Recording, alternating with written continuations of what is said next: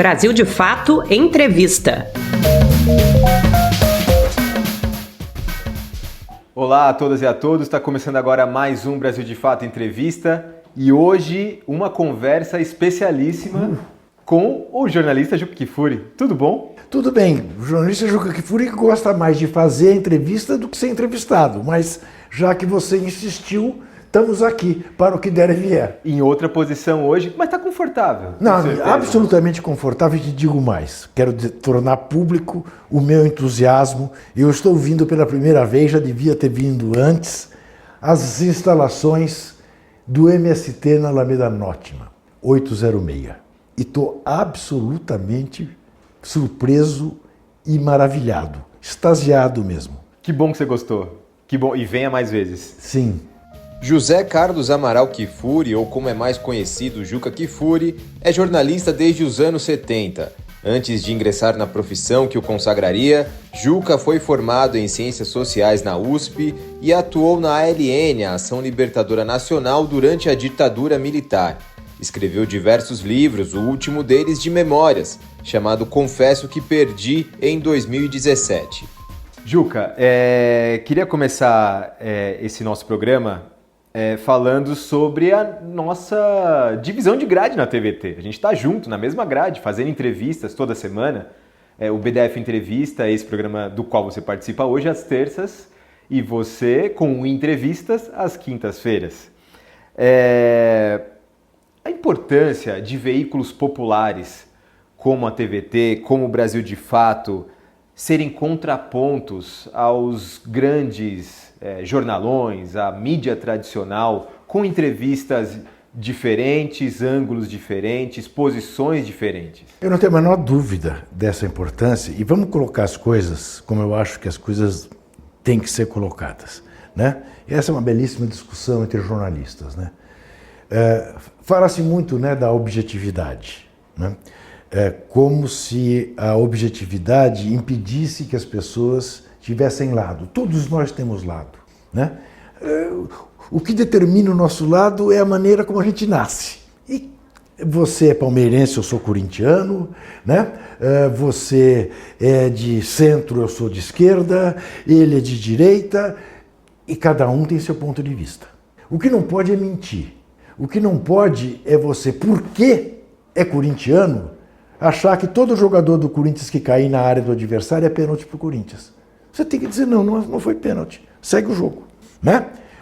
Ou omitir que você vota no Boulos para prefeito, por isso, por aquilo, mas nem por isso vai dizer do adversário dele as mentiras que o adversário dele é capaz de dizer sobre ele. E para mim essa é a diferença da TV pública de verdade e da TV popular de verdade. Quem vê a TVT, quem vê, né, o Brasil de Fato, sabe perfeitamente qual é o lado da TVT, qual é o lado do Brasil de Fato. Só que nenhum nem outro se dão o direito de mentir, se dão o direito de espalhar fake news. Nenhum nem outro fazem o que a direita e a extrema-direita são capazes de fazer. Nenhum nem outro teria coragem de fazer uma campanha contra a vacina ou de garantir que o Lula não poderia caminhar na Avenida Paulista, que o PT tinha acabado. Tudo isso durante 6 longos anos que nós vivemos. E que, de alguma maneira, por tantas mentiras, o Trump vai ganhar do Biden de goleada, dizia uma moça que jogava vôlei e trabalhava numa rádio aqui de São Paulo, lá de Los Angeles. Infelizmente, uma rádio que era muito tradicional, né? Exatamente, uma rádio que era conservadora, mas nunca tinha sido burra. Nunca tinha trabalhado para enganar seus ouvintes. Paga hoje o preço de ter enganado seus ouvintes. Porque o Lula não só ganhou a eleição, como foi fazer a festa na Avenida Paulista, pôs lá mais de 300 mil pessoas no dia da festa, e o Biden ganhou do Trump. E aquele ouvinte daquela rádio falou, meu Deus, me enganaram durante esses anos todos, vou procurar outro lugar para me informar. Né? Porque essa, para mim, é a diferença. A gente não disfarça o que a gente é, mas a gente não mente. A gente é escravo do fato. Independentemente de o fato me agradar ou me desagradar. Nós não subestimamos, entre outras coisas, os perigos pelos quais o Brasil passa. Eu não tenho a menor segurança, adoraria poder dizer com segurança, Bolsonaro acabou. Não tenho essa segurança. Pior, temo que se o Bolsonaro tiver acabado, quem o substitua seja esse maluco deste Pablo Marçal, que é mais inteligente do que ele, que é mais comunicativo que ele e mais psicopata do que ele. E que não tem nenhuma noção política de jogo político e etc. Não tem limites para esse cara. Entendeu? Então eu acho que é isso, com absoluta clareza. Então eu tenho profundo apreço pelo trabalho que faz a TVT, não é porque eu estou lá, é porque eu acho que a TVT desempenha um serviço para a sociedade que a sociedade precisa, assim como o Brasil de fato. E gostaria muito que o Canal Brasil, a TV Brasil fosse assim, que a TV Cultura fosse assim, TVs públicas, de fato públicas, independentes, né? Que não tivessem que atender ao Deus mercado, né? E fosse influenciado por ele. E que não entrasse no jogo das bets, por exemplo, né? Como nós estamos vendo a Rede Globo anunciar que fará, né? Junto com a MGM. Né? Então veja, quer dizer, num país com as carências do Brasil, você correr esse risco de você ter um canhão como é a TV Globo disseminando um vício. Um vício. Tudo por dinheiro. Tudo por dinheiro. Você falou da TV Cultura, e você teve já na TV Cultura durante bastante tempo, Cartão Verde. Sim. Da Cultura é uma referência no Mesa Redonda, né? Enfim. E antes você estava na ESPN. Antes de ir para a TVT, você estava na ESPN. Falando sobre futebol, principalmente no Linha de Passe.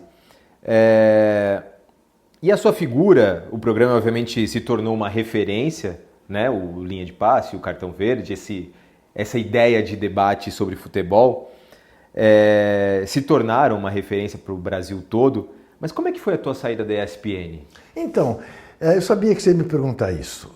Veja bem, é uma coisa maluca, porque o que fazia o Cartão Verde era o Zé Trajano, que também estava, né, na ESPN, e foi que, aliás, me levou para a ESPN, e que acabou saindo da ESPN, como eu acabei saindo em seguida, porque, de repente, instalou-se no Brasil um clima absolutamente cego de não entender que o futebol faz parte da vida e o futebol e a política são faces da mesma moeda e que assim devam ser tratadas. E já que tudo é política. Exatamente. Então veja que coisa maluca. Ao mesmo tempo que a ESPN americana chamava a atenção dos seus profissionais para dizer, né, olha, o movimento Vidas Negras Importam não pode ser negado por nós ou ocultado por nós. Né? Até porque os jogadores negros da NBA só toparam ir jogar as finais na bolha lá, né, durante a pandemia, se pudessem passar suas mensagens em função do assassinato de mais um negro, como tinha acontecido nos Estados Unidos. Então, a direção da ESPN americana chamava atenção para isso. Não se limitem às 4 linhas da quadra de basquete ou do campo de futebol americano. Tem uma efervescência acontecendo no país que a ESPN não pode desconhecer. E aqui no Brasil, de alguma maneira, tentou-se fazer isso. Tá? Houve uma determinação. não misturem. Aí eu não sei fazer diferente. Eu não sei fazer diferente. Eu nunca vou deixar de dar um exemplo que me ocorra num programa ao vivo com uma situação política, porque, não, política não. Vou dar o exemplo só dentro do esporte. Não vou. Eu vou dizer que a regra 17 do futebol foi ferida, como foi ferida a regra da democracia ao impedir a presidenta Dilma. Todo mundo entende o que eu quero dizer. Todo mundo entende. Por que eu não posso dizer? Né? Ou por que eu não posso dizer que o árbitro do jogo parece ter enlouquecido que nem o Bolsonaro, que acha que a Terra é plana e fala contra vacina? Todo mundo entende, comunicação rápida, fácil. Vocês receberam reprimendas por Não, eu se posicionar? nunca recebi. Eu recebi o aviso de que meu contrato não seria renovado. Ponto. Estava em épocas de renovação de contrato, não renovou. Jogo jogado. Jogo jogado. Bom, mas acho que você fez o seu papel. Mas eu não tenho a menor dúvida disso, entendeu? Quer dizer, e aí também não fica ressentimento, nem mágoa, não fica nada. Eu sou assim. Quando me contratam, sabem que eu sou assim. Entendeu? Para você ter uma ideia, eu, enquanto estava na CBN, até o final do ano passado, um belo dia descubro que eu estou falando mal das bets e que o meu comentário era patrocinado por uma bet, do Profeta. Né? E eu continuei falando das bets. E vou continuar a falar das bets. E dizer que é um malefício para a saúde pública, para a economia, porque é um grande instrumento de lavagem de dinheiro, e, no que me diz respeito, ainda que me toca mais, na manipulação de resultado dos jogos, como a gente tem visto. Então, eu não posso não falar. Não, aqui você não fala, então não há mais o que fazer aqui. E uma financiarização importante que elas estão criando no país a partir de um valor aí que não se sabe muito bem. Zé, veja, 99% dos clubes brasileiros são patrocinados por elas. O Campeonato Brasileiro tem o nome dela, de uma delas. Todos os programas esportivos são patrocinados por elas. 80% dos comunicadores estão fazendo campanha para elas, do Galvão Bueno até o menorzinho. É um crime. É como fazer campanha para bebida alcoólica ou para cigarro.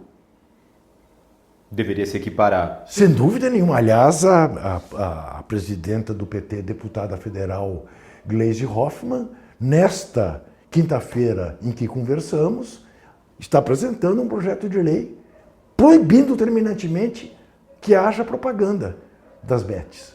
É claro que você não pode proibir o jogo, porque transcende fronteiras. Você tem que regulamentar para pelo menos tomar impostos dessa gente, né? Porque senão é tudo em Curaçao, Diaba 4, online você não tem como proibir. Mas a propaganda tem. Como se proibiu a propaganda de álcool e de cigarro. Claro. Né? Tem criança jogando a mesada no seu telefone celular. E acho que tem outras coisas que vão se associando a essa bet. É uma propagandazinha que aparece ali, enfim, você se perde dentro do... Quem é a grande parceira da Globo nesta nova incursão da Globo? A MGM, os cassinos da MGM. Você não tenha dúvida que tão logo esteja formalizada toda esta questão das bets no Brasil, nós teremos uma campanha pela reabertura dos cassinos, coisa que desde o Dutra está proibida.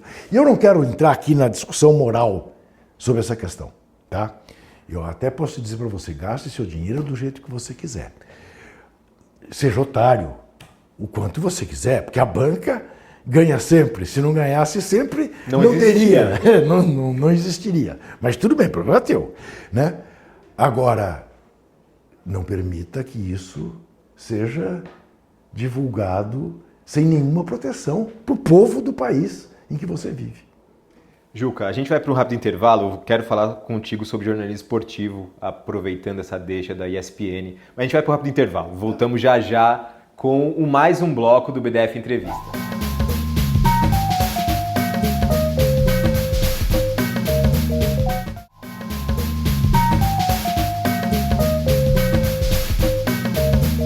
Voltamos agora com mais um bloco do BDF Entrevista, hoje com a entrevista especialíssima com Juca Kfouri. Juca, aproveitando que a gente estava falando sobre ESPN, enfim, jornalismo esportivo. Há muitas questões sobre o jornalismo esportivo feito no Brasil hoje, vou me restringir a esse. A minha impressão, e você pode me corrigir se eu estiver errado, ele me parece extremamente superficial, ele ignora os fatores políticos, como você já trouxe aqui, mas também os sociais que envolvem o esporte. Né? Não vou citar aqui casos específicos, mas de pessoas que cometeram crimes ou que são julgadas e que aquilo não se fala. Ou então se fala, mas se separa o desportista da pessoa, do CPF ali, né? Você concorda com isso? Veja bem, é difícil hoje a gente falar de um jornalismo esportivo no Brasil. Existem diversos. Existe um exército de Brancaleone que tenta ainda fazer jornalismo de verdade. O que é jornalismo esportivo de verdade? É aquele jornalismo que te conta do jogo, que é capaz de transmitir emoção para você sobre o jogo, te conta das contratações, dos jogadores machucados e tal, mas não esquece de contar para você aquilo que você tem o direito de saber. Os bastidores do seu clube, os bastidores da entidade que comanda o futebol brasileiro, das tramóias dos cartolas, que enriquecem ilicitamente à custa da paixão do torcedor, né? Do jogador assediador, do jogador estuprador, do jogador que se vende por um resultado para favorecer uma casa de aposta, né? E a gente teve, a partir de um determinado momento, o que eu chamo da laifertização do jornalismo esportivo. Qual seja o do entretenimento pelo entretenimento. Aqui é hora só de a gente se divertir. Aquela energia lá em exatamente, cima. Não me venha com problemas, porque o país já tem muitos problemas, já tem a editoria de polícia, de política, na hora do futebol é festa. Né? Com o que, entre outras coisas, você não cria problemas com o cara que te vendeu os direitos para transmitir aquele campeonato. Entendeu? E aí é que tem a questão que fere de morte o jornalismo sério, que é a fronteira entre a igreja e o Estado. Tá? Você não precisa ser mal-humorado, não precisa ser sisudo para fazer bom jornalismo esportivo e na hora que tiver que botar o dedo na ferida, botar o dedo na ferida com todas as letras. Com todas as letras. Correndo riscos de ser processado por essa cartolagem desonesta que assaltou o futebol brasileiro há muitos anos. E aí, Zé, não é uma questão de opinião. O Juca é muito radical, porque ele está sempre procurando, parece que ele procura pelo em ovo. Zé, eu quero lembrar você. As figuras dos 4 últimos presidentes da CBF. Ricardo Teixeira, banido do futebol e não pode sair do Brasil porque será preso pela Interpol por causa do FIFA-Gate. José Maria Marim, que foi governador biônico em São Paulo no tempo da ditadura, e fez um discurso que levou Vladimir Herzog à prisão, tortura e morte, em 1975. Discurso na Assembleia Legislativa, ele é deputado da Arena. Esteve preso por causa do FIFA-Gate durante mais de 2 anos em Nova York. Foi solto pela generosidade da justiça americana em plena pandemia, porque com 85 anos de idade ia morrer na cadeia. o deixaram voltar para o Brasil. Marco Polo Del Nero, que sucedeu Zé Maria Marim. Banido do futebol e não pode sair do Brasil, que a Interpol prende, também pelo escândalo do FIFA-Gate. Sucedido por Rogério Caboclo, posto para fora da CBF por assédio sexual a uma funcionária da CBF. Da CBF. E João Avelange também... Eu ia falar, para não falar do capo de Cap, entendeu? João Avelange, que também foi banido da FIFA e do Comitê Olímpico Internacional, pelo mesmo escândalo do FIFA-Gate. Morreu banido, quase centenário. Então, como não tratar desta gente? Eu sempre tratei. Por isso, fui processado mais de 100 vezes. A coisa que mais me deixou pé da vida quando estourou o FIFA-Gate foi ver, por exemplo, na TV Globo, o ar estupefato de algumas figuras. Repórteres e comentaristas e narradores. Imagina, como se eles não soubessem de tudo aquilo. Mas quem vendia o Campeonato Brasileiro com exclusividade? Eram eles. Então você não fala mal do seu sócio. Como é que o americano resolveu isso nas grandes redes americanas? A hora do jogo é a hora do jogo. Festa, entretenimento. Na hora do Jornal Nacional deles, o repórter vai contar se a cerveja estava quente, se o hambúrguer estava frio, se o gramado estava em boas condições, se o presidente do clube, não sei das quantas, está sendo investigado por evasão de divisas. O jornalismo é uma coisa, o entretenimento é outra. A NBA teve uma série de problemas com Sem o dúvida. seu antigo Sem dúvida. CEO. Sem dúvida. E conta-se. Conta-se, independentemente. Você me vende um carro, eu não viro seu sócio porque você me vendeu o carro. E se o carro der problema, eu vou contar que o carro deu problema. Olha, essa é muito boa. Mas não era assim. Não era assim. E agora isso está distribuído, né, doutor? Porque agora você tem as N plataformas que compram os campeonatos. Os streamings, né? Então, cada vez mais pisa-se em ovos, para não falar de dirigente. Até porque é um assunto chato. Ninguém está interessado nisso. Você está interessado é que o Corinthians contratou o Memphis. Sim, mas eu tenho a obrigação de contar para o torcedor do Corinthians, mesmo que ele não queira saber, que o Corinthians está fazendo um investimento que o Corinthians não tem como marcar. Porque o Corinthians deve 2 bilhões de reais. Não pode pagar 3 milhões de dólares por mês para um jogador, por melhor que ele seja, não é isso que eu estou discutindo. E na hora que ele entrar em campo e jogar e fizer um belíssimo gol, eu vou dizer que gol fantástico do Memphis. E que custou tanto.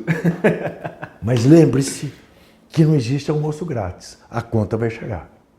Tem um saudosismo aí também, Juca, não sei se da minha parte só, mas com o jornalismo esportivo que se fazia, por exemplo, na revista Placar. Com reportagens aprofundadas. Zé, você está querendo me ofender porque você, no fundo, está fazendo uma referência. Ele falou saudosismo de uma revista que eu dirigi, entendeu? Quer dizer, ele está me chamando de velho, né? Porque ele tem saudade daqueles... Eu também tenho. Saudade de um tempo tão recente. Assim. Então, é um tempo recente. Mas então, o que caracterizou o Placar? Né? Fazer jornalismo investigativo. Né? Contar as maravilhas e contar as podridões. Você tinha lá o pôster do time campeão. Claro, festa. Mas na página seguinte você tinha uma denúncia. Zé, eu dizia sempre isso. Quando o Corinthians era campeão, vendia papel printado de preto e branco. Qualquer coisa que você pusesse na banca que tivesse Corinthians, vendia. A gente punha. Mas nem por isso deixava de denunciar o Vadielu, que era o presidente do Corinthians, quando foi presidente do Corinthians e por aí afora. Porque é a obrigação do jornalista. É o dever do jornalista com o seu leitor. É o dever. Agora, isso cada vez se torna menos habitual, menos comum. E cada vez mais você conta nos dedos aqueles que compõem o exército de Brancaleone, que vão atrás dos bastidores, que dão informação, mas ainda resistem. Foram lá as suas grandes coberturas esportivas, as Copas do Mundo, etc.? Foram lá, mas foram lá também, né? Mas depois eu saio da Placar em 95, né? Depois disso ainda, quer dizer, cobri a Copa de 98 já pela Folha de São Paulo e já não estava na TV Globo, mas fiz coberturas depois, depois da Copa de 98 cobri 2006 na Alemanha, 2010 na África do Sul, 2014 no Brasil, 2018 na Rússia, agora no Catar em 2022, Olimpíada de 2012 em Londres, 16 no Rio. Já fiz outras grandes coberturas em outros veículos. Queria conversar contigo sobre a importância de cobrir um evento desse tamanho. Acho que a Copa do Mundo ainda tem a sua importância até hoje. Antigamente era o grande evento esportivo do planeta, né? As seleções, os jogadores, todo o clima que se antecedia, enfim. Qual que era a diferença de cobrir uma Copa do Mundo ali no final dos anos 70, 80... E agora 2022 no Catar, numa situação extremamente complexa, denúncias absurdas. É da água para a laranjada, porque no Catar você não pode tomar bebida alcoólica, né? Eu ia falar da água para o vinho, vinho só nos hotéis 5 estrelas, né? Verdade que abriram uma exceção no centro de imprensa, ao ar livre, fizeram um bar onde você tomava cerveja e tomava vinho. Olha só. R$70 o copo, mas tomava. Com hambúrguer, com cachorro-quente. Bom, tinha até o nome, Oasis. Veja bem, mudou demais. Mas aí, Zé, mudou tudo. Eu cobri a Copa de 82 na Espanha, a gente mandava as matérias por telex e as fotos por aviões da Varig, pelo passageiro.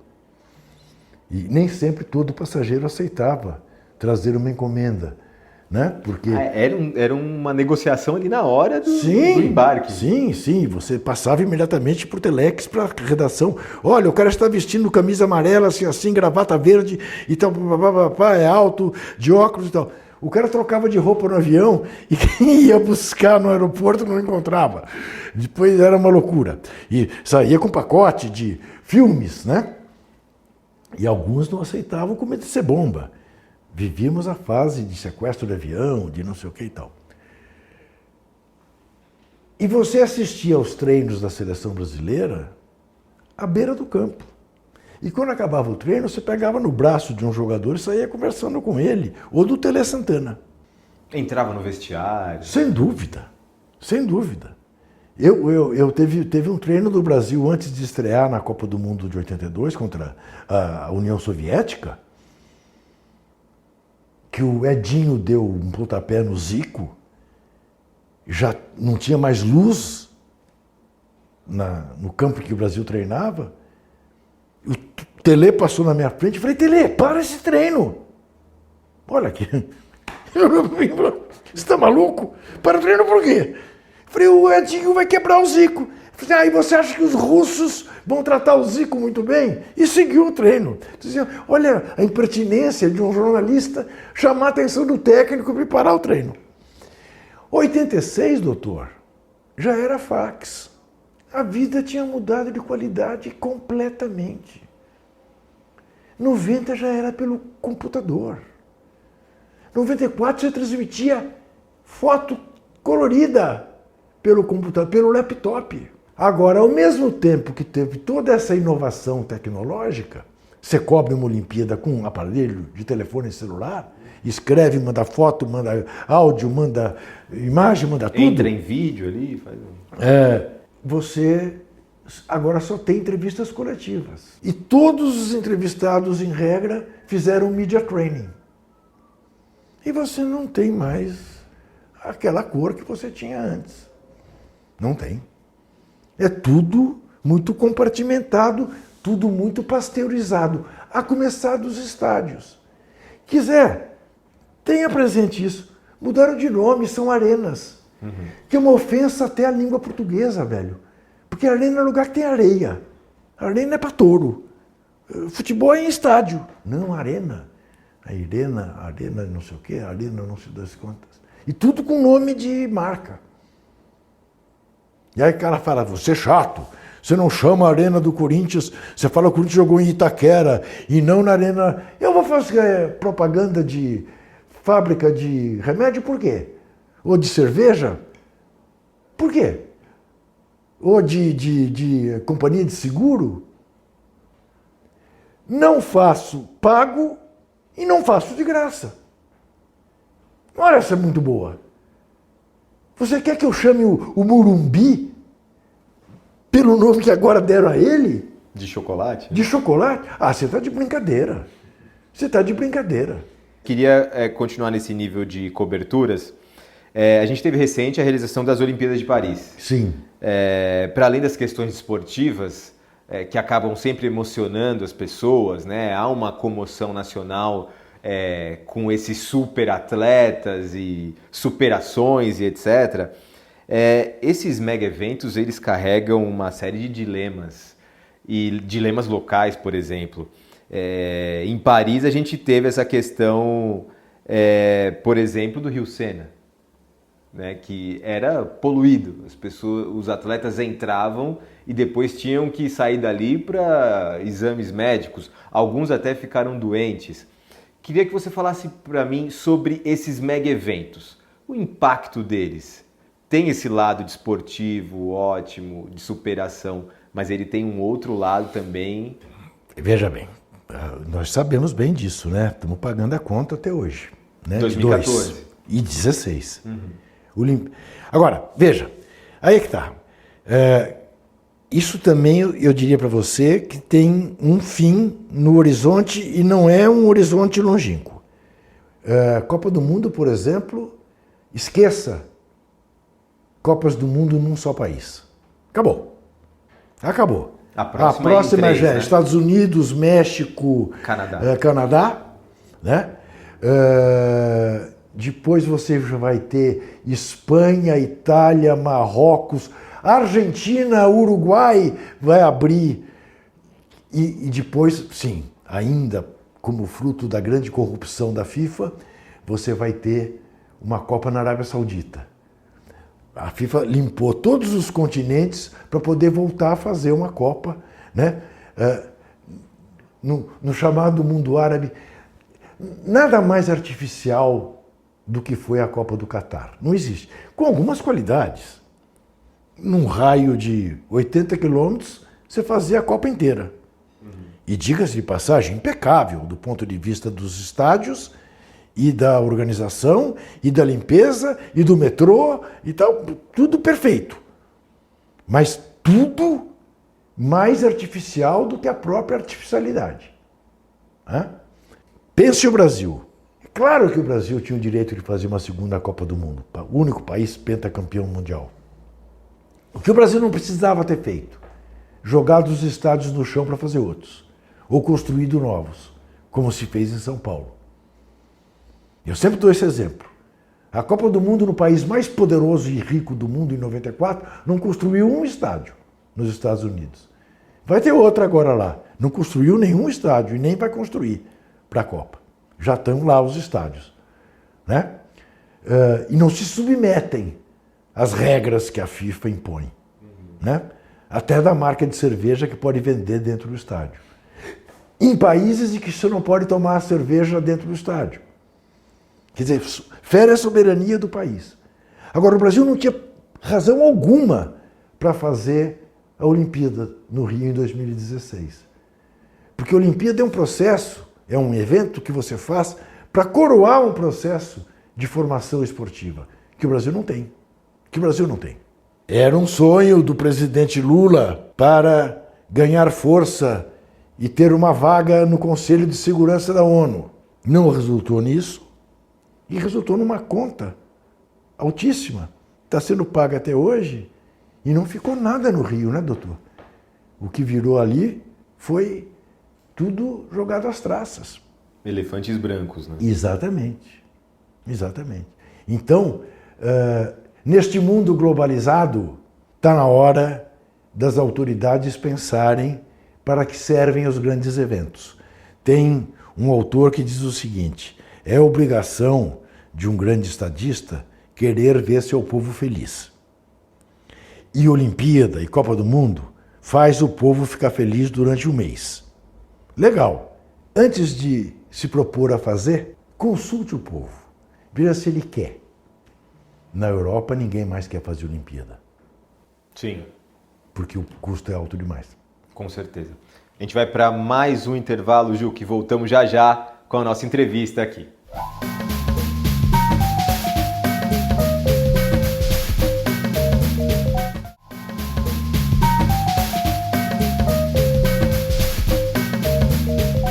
Voltamos agora com o último bloco do BDF Entrevista, hoje com Juca Kfouri. Juca, queria falar agora sobre a tua trajetória política. Você nunca escondeu um lado, como a gente está conversando aqui durante todo esse papo, e tem também uma história muito ligada ao progressismo brasileiro. Seja na luta pela democracia, com as diretas já, seja na ditadura brasileira. Inclusive, você foi motorista do Joaquim Câmara Ferreira, o comandante Toledo. Que aventura, hein, Juca? Rapaz, devo a ele a minha vida. Se não fosse por ele, não estaríamos aqui conversando. Veja bem, Zé, o que levou um cara de 17 para 18 anos até os 20, em finais dos anos 60, começo dos anos 70, se aproximar de uma organização clandestina chamada ALN do Sr. Carlos Marighella, de quem o velho Toledo era braço direito. A indignação, a sensibilidade. Do quê?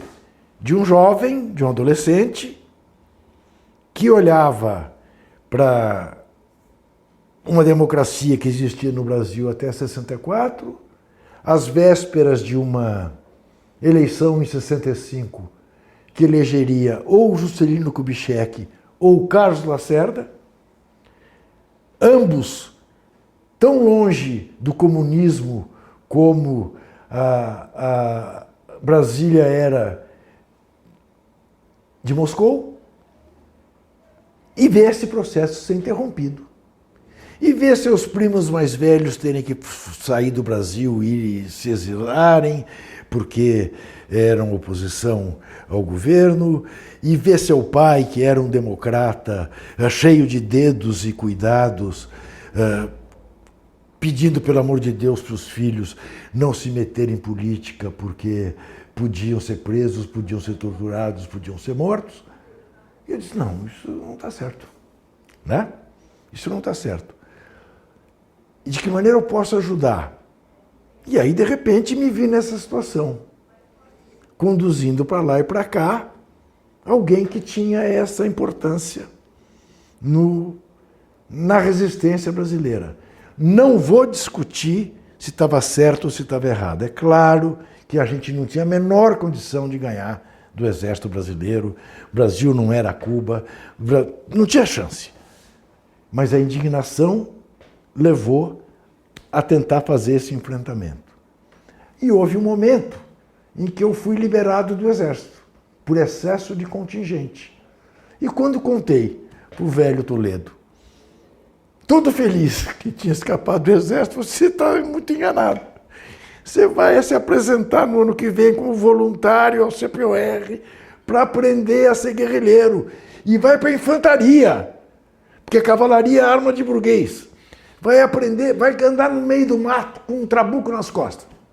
E eu me inscrevi. Sou a única pessoa que eu conheço que um dia se inscreveu como voluntário para o Exército, para servir o Exército brasileiro.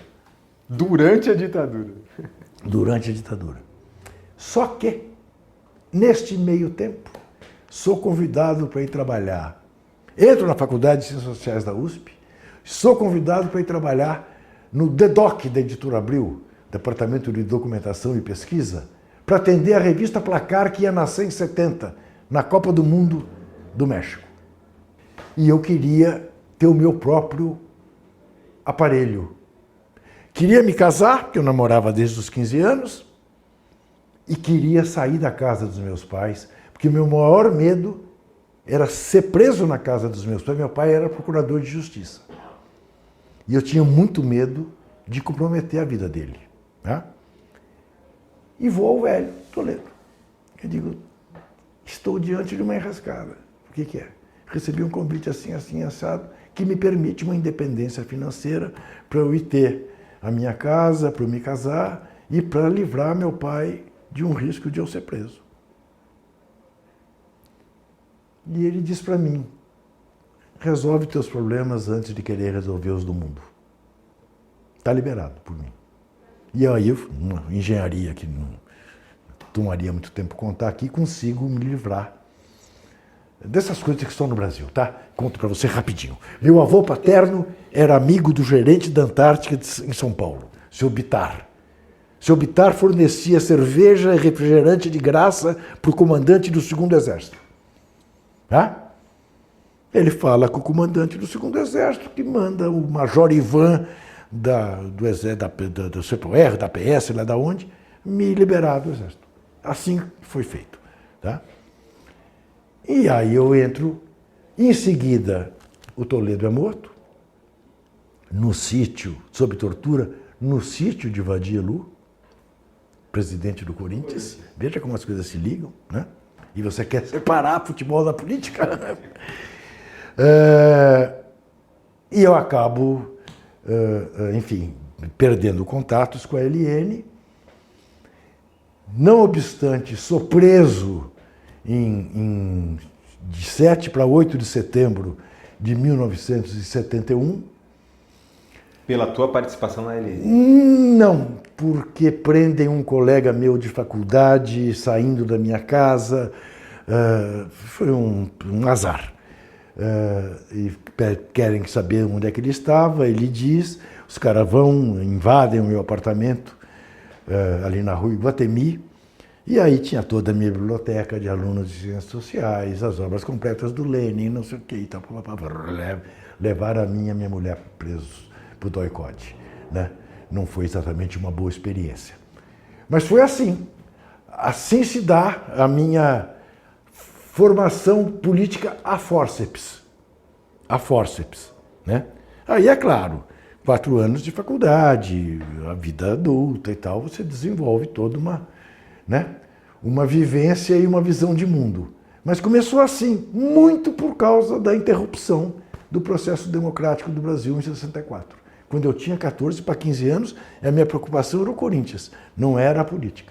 E aí, na outra ponta disso, as diretas já então, e a democracia corintiana. Então, aí você une o útil ao agradável, né? Eu te diria que se fosse a democracia palmeirense, flamenguista, gremista, colorada, são paulina, a revista teria se jogado de cabeça e apoiado como o Placar apoiou a democracia corintiana. Mas, para minha sorte, aconteceu no meu time, né? E então tinha esse lado, esse glamour de você estar apoiando uma ideia generosa da política que redunda na mistura da democracia corintiana com a campanha das diretas já, né?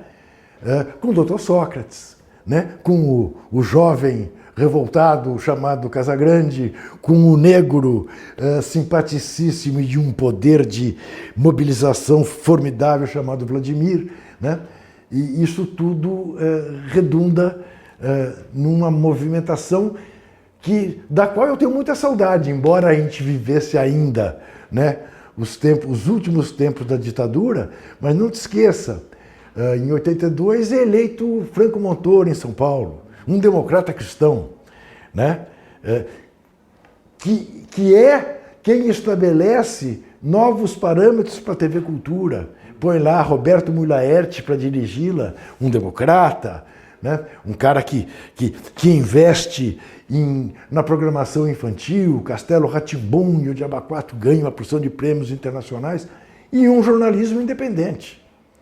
Um jornalismo com Fernando Pacheco Jordão, que tinha sido companheiro de Vladimir Herzog, né?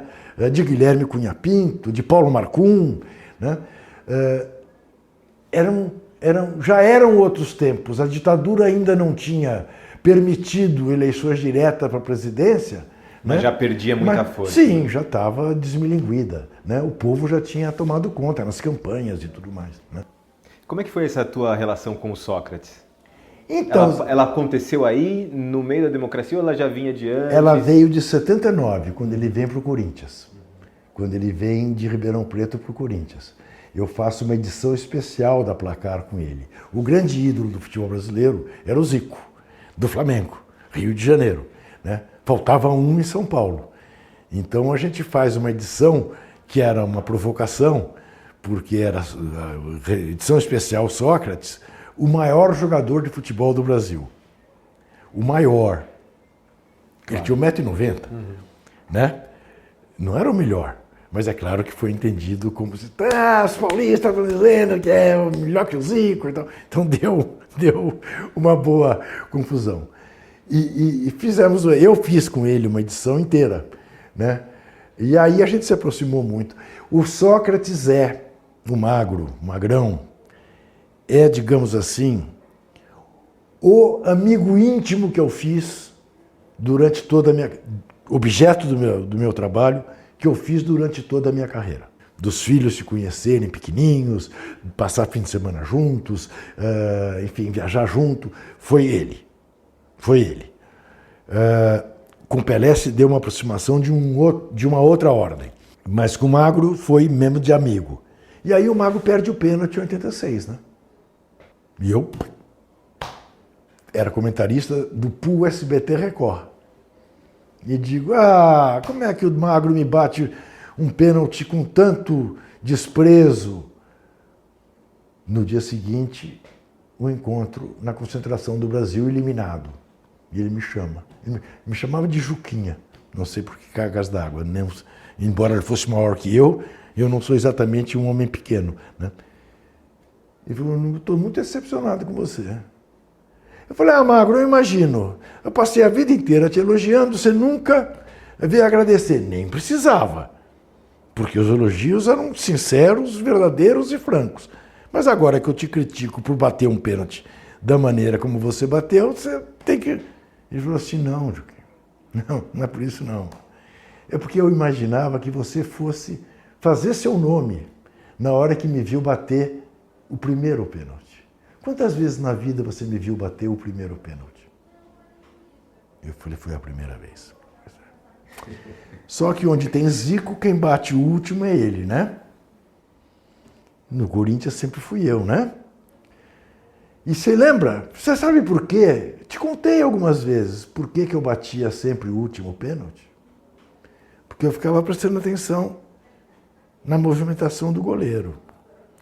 E quando eu ia bater o último pênalti, aquele caminho que todo mundo fala que é o mais torturante do meio de campo até a marca do pênalti,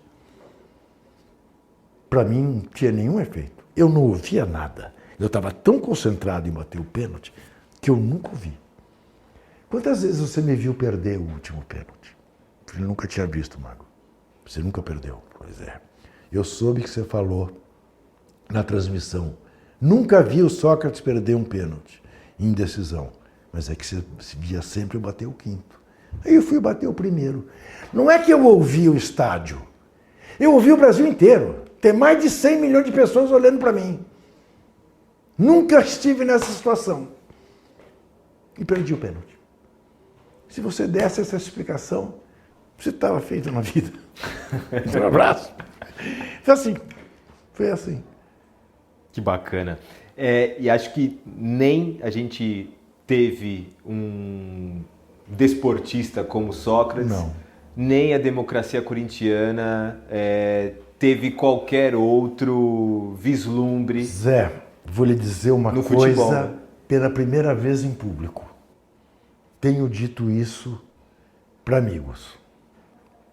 Eu não posso dizer, ainda bem que ele não está mais aí, porque eu tenho uma saudade dele, assim, eu tenho um boneco dele na minha mesa.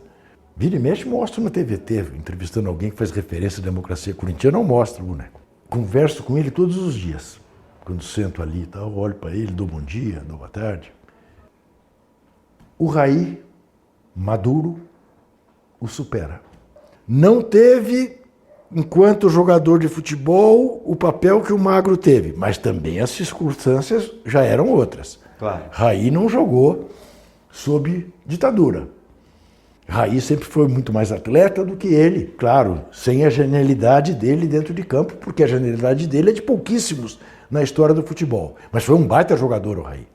Mais campeão do que o Magro. Em mais clubes e em seleção. E é de uma consequência política que nós vimos agora nas últimas eleições na França. Né? Foi extremamente importante. Mesmo. Extremamente importante e se preocupou em ter uma formação, né, tanto sociológica quanto política, né, que o Magro fazia meio... que o Magro era um artista. Fazia na intuição, fazia no talento. Né? E o Raí foi fazendo de maneira estruturada, sedimentada. Né? Então, eu diria isso. Eu acho que o Magro se orgulharia de ver o pivete, como ele chamava o Raí, fazer a carreira que fez. Pavimentou o caminho para Pavimentou o caminho para ele. Fazer. E o Raí tem uma adoração por ele e permanentemente o homenageia. Estava lá na inauguração da rua do Dr. Sócrates, né, que chama rua, né, a Avenida Central da Vila Olímpica, lá em Paris. Né? É Rue du Dr. Sócrates. Mas eu não tenho nenhum problema em dizer que o pivete foi mais longe. Juca, muito obrigado por essa conversa. Viu? Foi um prazer enorme. Eu imagino que a diretora Isa Chedi esteja no seu ouvido dizendo: está acabando o tempo, encerra o programa. Com certeza, já me cantou aqui para a gente encerrar. Eu passo por isso também, toda quinta-feira. Mas que bom, né? Sim, que ótimo. Que bom que temos essa diretora fantástica. Sem dúvida. Palmas para Isa. E a você que nos acompanhou até aqui, também meu muito obrigado. Na próxima semana a gente volta com mais uma entrevista. Lembrando que esse programa está na TVT toda terça-feira às 21h15, no YouTube do Brasil de Fato e da TVT, e se você prefere em formato podcast, no seu streaming de áudio favorito. Tchau, tchau, até a próxima.